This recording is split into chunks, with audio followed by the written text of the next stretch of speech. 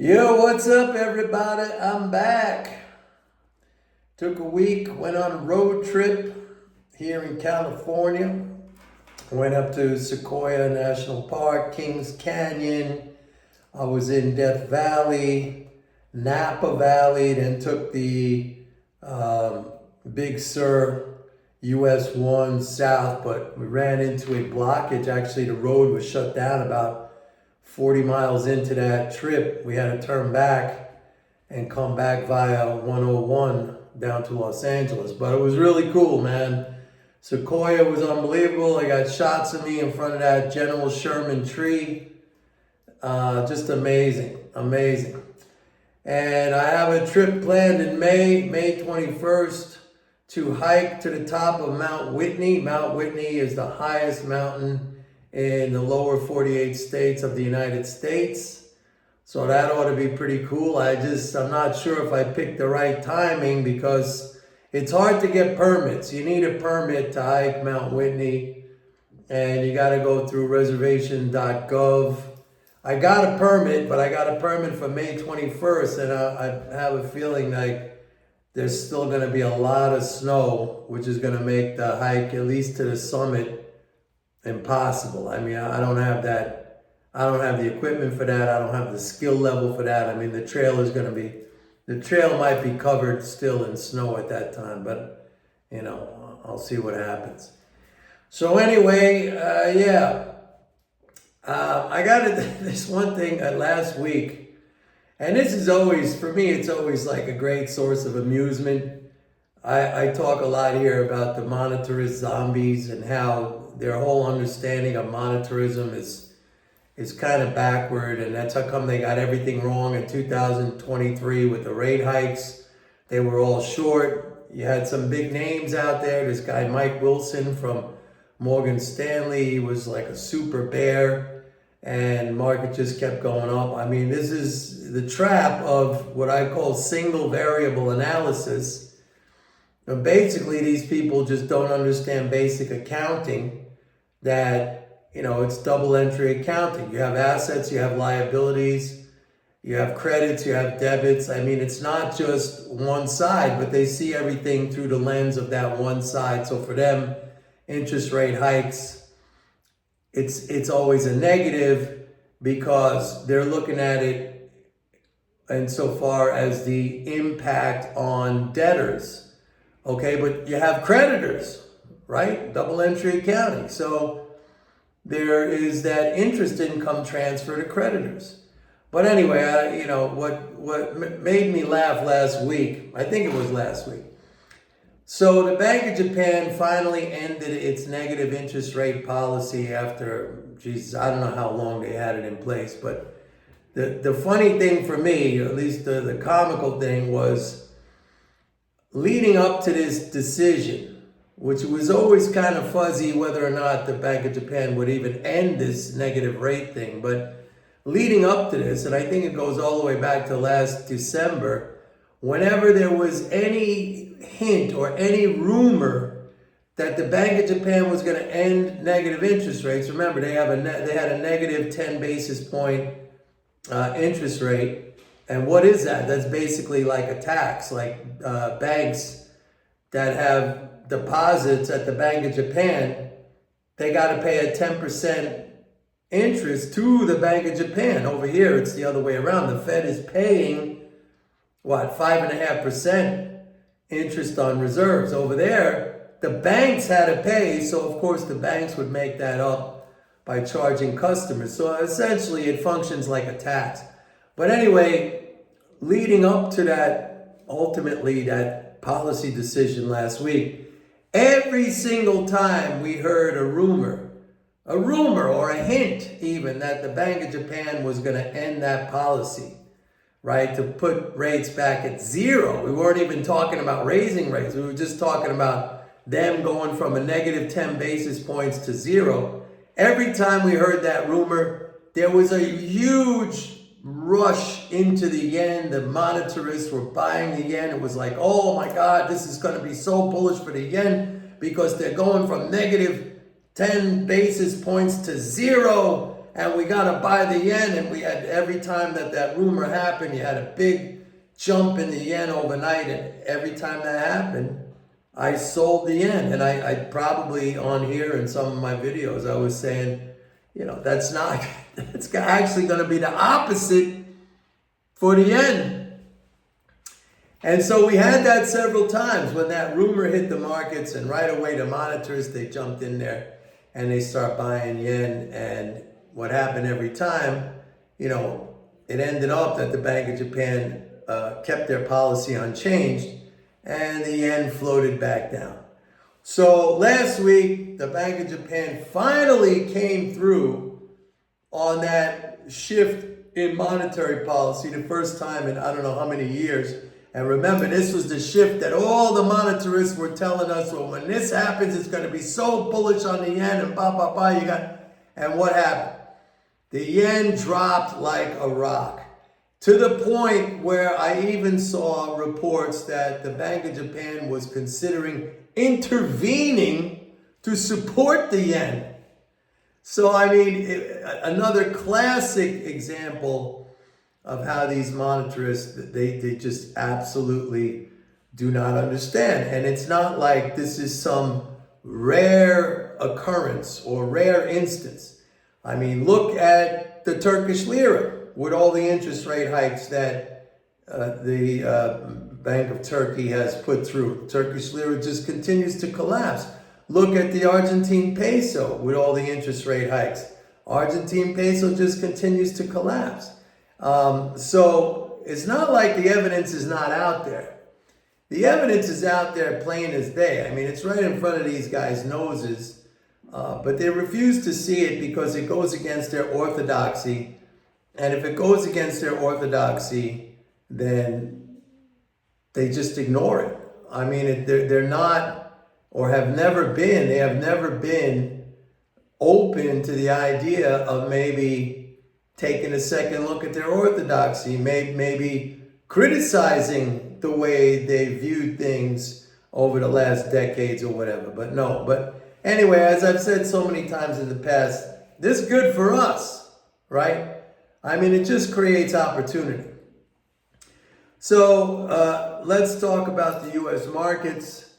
So we've seen, listen, the mid-February to March 3rd, 4th, that fiscal flow spike, as I predicted going all the way back to, last September, I said the market, once we got through the correction in December, which I admit did not happen. We didn't really have much of a tax drain in December. But I said it would go on to make new highs and it would peak around mid-February. So a little bit off on that window, but it looks like that is still the case. But there was a this was like what happened in mid-February to early March. If you look at the flows, which of course I send this stuff out to my subscribers every day, graphically so they can see it. An image, like they say, an image is worth 1,000 words. That spike was like a mini COVID stimulus. Remember back in 2020 and 2021 with the COVID stimulus when the market went down on COVID, when we had all the shutdowns, and then huge stimulus package, the market turned right around and went straight up. And there were a lot of people back then, just like during the rate hike period of the last 2 years, there were a lot of people back then who were shorting the market and saying this can't be happening and something's wacky and it's gonna crash and all that stuff. And they didn't understand, this is massive government transfers into the economy, and it went to work in the market. So we had kind of like a mini COVID stimulus scenario that played out in mid-February to early March. And that, that explains the stock market melt up, that explains the Bitcoin melt up, that explains the gold melt up, oil a little bit less. We'll talk about that in a minute. But anyway, now that has passed and things have kind of normalized, we've come back down to normal transfers, normal monthly flows, which is still very, very high. That's why I say, it's probably better to ignore the short-term corrections that we're going to see and really focus your strategy on buying the dips and just continuing to accumulate good stock positions, because the monthly flows under the current fiscal regime or fiscal situation that we have right now, it's extremely bullish. And I don't see that it would take an act of Congress, like major spending cuts, or as I predicted in a recent video, when Social Security peaks. I talked about this. I'm the only one who has even raised this, which is normally the case. I'm usually the first guy to tell you these things like months and months in advance before they happen. I mean, I told you what was going to happen when the Fed started to raise interest rates. Even before they started to raise interest rates, I told you what was going to happen. That we'll reach a point where these interest income transfers will offset any of the negative impact from higher rates, the discount to financial assets. And that's exactly how it played out.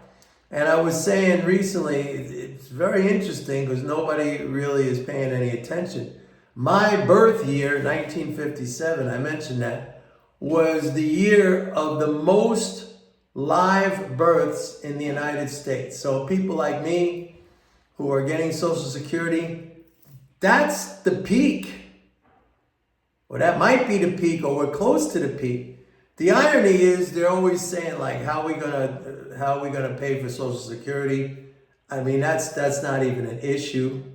Because like Alan Greenspan said, the government can create as much money as it wants and pay it to whomever it wants. The question is, can you create a system that will ensure that you have the real assets there for that money to purchase? In other words, are you gonna have the health care? Are you gonna have the housing? Are you gonna have the food, the clothing, like all the things you need to live? Those are finite things, as we're finding out now in the housing market. Still a major shortage of supply. So I don't see these flows subsiding anytime soon. I mean, it's just, Congress just passed a new funding bill that's going to actually, it increases, Biden signed it, it increases the annual funding to 7.3 trillion. We were at 7 trillion last year, so that's up another 300. I mean, it's not coming down. So that's overriding, that's the overarching, I always talk about it, that's bullish. So it's kind of self-defeating, I think, to try to play these corrections based on tax drains and stuff like that. I tell you about this stuff just so you're aware of it. And the way I like to use it is that when you get these drains, when I see my favorite stocks pull back, and basically I invest in the big names, the companies that are leaders in their industries, that have long history of profitability, that pay dividends. And I just sit there and wait like a tiger, just ready to pounce. When I see my prey right there, easy pickings, that's when I go. I don't chase after anything. I never chase after anything. I tell my subscribers and people who I advise or I talk to, I said, never chase. You make the market pay your price. Don't ever pay the market's price. The market doesn't care. It'll gladly sell you at its price, which most people do. It'll also gladly sell you at your price. But all it asks of you is a little patience and a little discipline. That's it. That's something that's something that everybody, I won't say has, because you have to have emotional self-control, but it's something that everybody is capable of having, okay? There are some things in the world that it doesn't matter who you are, you're just not capable of having certain things. Like most of us will never have the talent on a basketball court as Michael Jordan, okay? And most of us will never be as good a swimmer as Michael Phelps, okay? We just don't have that physical innate talent. But to be patient and to be disciplined, that's something we all have, at least potentially. You just have to decide, like, that's the way I'm going to behave. Okay? You have that. We all have that. So there's no excuse. I mean, if you're running after high prices, or if you're panicking and selling out at low prices, that's on you. You can't say, oh, the market screwed me, the market fucked me up. No. The market is very, very happy to give you your price. You just got to sit there like that tiger analogy, just waiting to pounce. I don't know, people find that so hard. And I've often said that, here's a little bit of anthropomorphism. If the market was a person, if it was a living thing, a being, its job, its sole job would be to confuse you and to get you to react in an emotional manner. And it is very, very good at that. Extremely good at that. You guys don't have self-control. And again, I've spoken about this many times in the past on these videos. Like I don't know how I kind of developed it within myself, because I was the same way in the beginning. Not even in the beginning, for a long part of my career as a trader, as an investor. I had those same, bad habits and traits and characteristics, impatience, lack of discipline, looking for that short-term dopamine rush with the quick trading. And, I was a member of 4 exchanges, trading in the pits on the floor. So it was like the equivalent of today's algorithmic traders who have their computers, set up, installed right at the New York Stock Exchange or the CME's computer center out there in Illinois, wherever it is. Back in my day, where I was, that's the equivalent of what you see today with these program guys.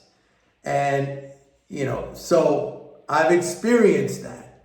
I went through that curve, that short term. The whole thing was like a dopamine rush. I don't think it was ever really about money. And I saw, because so many people came and went through those pits, they just got blown out and they were gone, because they were never really there to make money. They were there for that rush. And that's what I say about investing when it comes to most people. They think they're there to make money, but they're not. They don't understand that. And they would never admit that to themselves. It takes a lot to admit. First of all, I always say, like, to break a bad habit, you need to be, the first step is awareness. Like, if you're not even aware that you're doing something that is, that's self-sabotaging, if you're not even aware, then how can you take the steps to counteract that, to fix that? You can't. The very first step is awareness, to know that the problem lies within you and it has nothing to do with the market. Like I said, the market is totally happy to give you what you want. Totally happy to, all day long, it'll give you what you want. But it only asks that you be patient and have self-control. Otherwise, you're going to give the market everything, which means you're going to be left with nothing. And there's a story, I've told you guys to buy that book, Reminiscences of a Stock Operator, where in the book, one of the little stories, allegories that Jesse Livermore talks about, he said, like, he used to run into people down on the exchange. I remember this was like in the early 1900s. It was like the wild, wild west. He said there were people who said, well, I'm going to make the market buy my wife a mink coat. And he would say that at the end, that mink coat ended up costing like 5 or 10 times what it would have cost if that guy just went into the mink coat store and bought one, okay? Because, you know, it embodies, he's actually talking about exactly the thing that I'm telling you guys here. I mean, Mark is very happy to give you everything you want. But it asks of you a very simple thing that all of us have, at least potentially have. It doesn't ask of you, well, you know, you got to donate your firstborn kid. I don't have kids. Oh, too bad. You can't even do that. No, everyone has the ability to be patient and to be disciplined. All right? It's not like in order to play the game, I see some people here like, oh, it takes money. It takes money to make money. You know, I think like these kind of, what do you call it? These slogans like that, they're very, very detrimental because people would just, they would give up. They would say, well, I guess it's not for me. Look, I've done talks on this. You know, a newborn baby, you deposit $50 a month in that baby's account, and just the historical average growth in the stock market and in corporate profits, you know, by the time that baby is ready to retire, over time, you can do the calculation in one of these retirement calculators. It's worth like a couple of $1,000,000. Everybody can afford $50. But for most people, it turns them off because they're like, I'm not going to make any money with $50. Well, I don't know how old you are when you start. Okay, I started in the stock investment game late. I mean, I spent most of my time as a trader doing a lot of the things that a lot of you guys want to do, like in and out, jumping in. What's it going to do tomorrow? I'm going to buy puts. I'm going to buy calls. I'm going to sell this. That never really made me any money. Sometimes it made me big money, and I was on a big high dopamine rush party, and yeah, it was fantastic. I had a great day. You know, I made 90,000 today or something. And then there were big losing days, okay? And it was like these swings. You don't want to go through these emotional swings either.